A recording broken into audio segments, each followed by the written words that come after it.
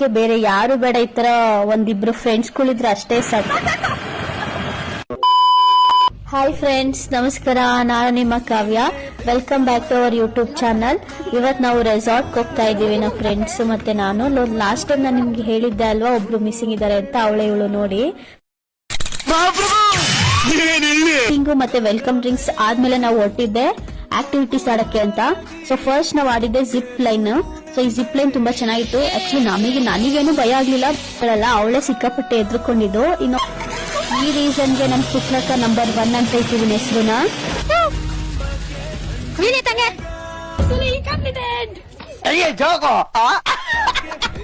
So next ನಾವು ಹೋಗಿದ್ದೆ water ರೋಲರ್ಗೆ.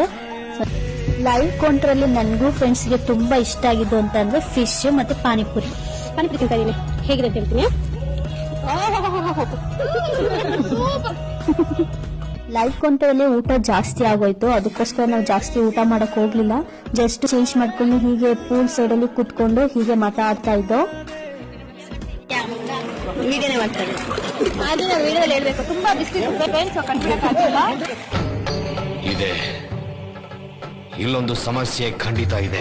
4 ಗಂಟೆ ಟೈಮಲ್ಲಿ ರೈನ್ ಡ್ಯಾನ್ಸ್ ಅಂದ್ರೆ ಮಿಸ್ಟ್ ಡ್ಯಾನ್ಸ್ ಪ್ರಾರಂಭ ಆಯ್ತು. ಲಾಸ್ಟ್ ಟೈಮ್ ಒಬ್ಳು ಮಿಸ್ಸಿಂಗ್ ಇದ್ಲು, ಈ ಟೈಮ್ 4 ಜನನೂ ಹೋಗಿದ್ದು. ಸೊ ಕುತ್ಕೊಂಡು ಸ್ವಲ್ಪ ಹೊತ್ತು ಮಾತಾಡ್ಕೊಂಡು ಹಿಂಗೆ ಟೈಮ್ ಸ್ಪೆಂಡ್ ಮಾಡಿದೋ ಜೊತೆಗೆ.